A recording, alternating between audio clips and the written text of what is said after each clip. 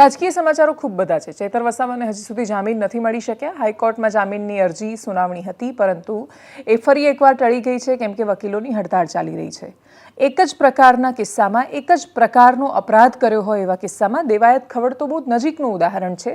એ સિવાય અનેક ઉદાહરણ એવા છે કે જેમાં મોટાભાગના કિસ્સાઓમાં તરત જામીન મળી ગયા છે।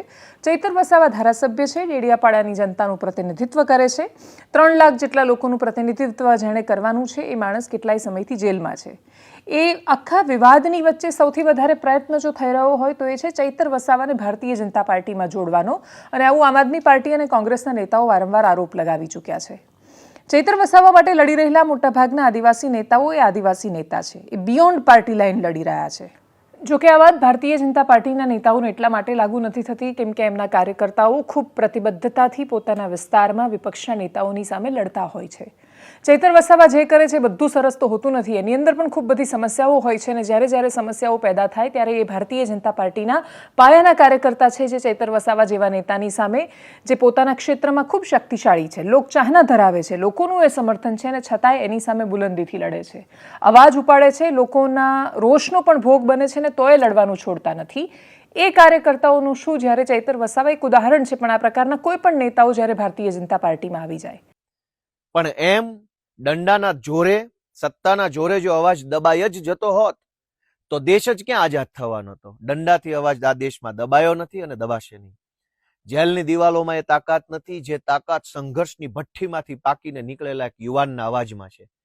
એટલે ભાજપના ભ્રષ્ટ નેતાઓના મનમાં જો એવો વહેમ હોય કે ચૈતરભાઈ વસાવાને દબાવી અને સમગ્ર આદિવાસી સમાજના અવાજને રૂંધી શકશે તો એ ક્યારેય શક્ય બનવાનું નથી। આમ આદમી પાર્ટી ચૈતરભાઈ વસાવા અને ગુજરાતના આદિવાસી સમાજ સાથે મજબૂતીથી તાકાતથી ઊભી છે। આજ ચૈતરભાઈ વસાવાના કેસમાં હાઈકોર્ટમાં સુનાવણી હતી। ગઈ વખતે સુનાવણી જ્યારે હતી, આની પહેલાની સુનાવણી, ત્યારે સુનાવણી સમયે સરકારી વકીલે આવીને એવું કહ્યું કે સરકારી વકીલ બદલવા માંગે છે, નવી તારીખ આપો। એટલે ગઈ વખતની સુનાવણી ન થઈ શકી અને આજની તારીખ પડી। આજની તારીખે સરકારી વકીલ હાજર ન થયા, એવું કહ્યું કે આજે સુનાવણી નહીં શકે, આજે હડતાલ છે। સરકારી વકીલને વળી હડતાલ કેવી આવે? જે વકીલો બિન સરકારી નથી, પ્રોફેશનલ પ્રેક્ટિસ કરે છે, એ હડતાલનો ભાગ હોઈ શકે છે, પણ સરકારી વકીલ હડતાલનું બહાનું લઈ અને આજે તારીખ માંગી લીધી।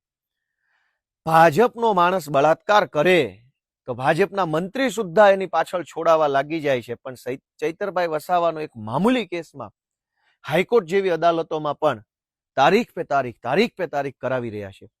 એક વખત પોલીસ હાજર ન રહે એક સુનાવણીમાં, બીજી સુનાવણીમાં વકીલ હાજર ન રહે સરકારી, ત્રીજી સુનાવણીમાં સરકારી વકીલ આવીને એવું કહે કે મારે નહીં, હવે બીજો વકીલ સરકારી આવશે, ચોથી સુનાવણીમાં પાછા સરકારી વકીલ હાજર ન રહે।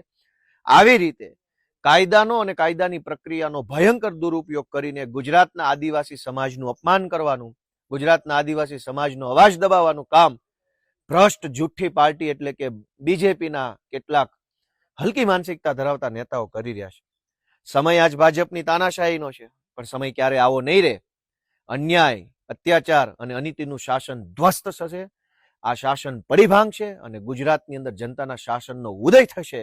એના પાયાની અંદર ચૈતરભાઈ વસાવા જેવા ક્રાંતિકારી આદિવાસી યોદ્ધાનું યોગદાન રહેશે।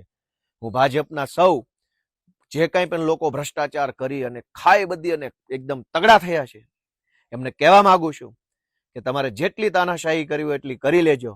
અફસોસ ન રહેવો જોઈએ કે તમે આ 2 જુલમ ઓછા કર્યા હતા। તમારા તમામ જુલમનો જવાબ અમે લોકતાંત્રિક પદ્ધતિથી આપશું। ચૈતરભાઈ વસાવા આપણી વચ્ચે ટૂંક સમયમાં આવશે।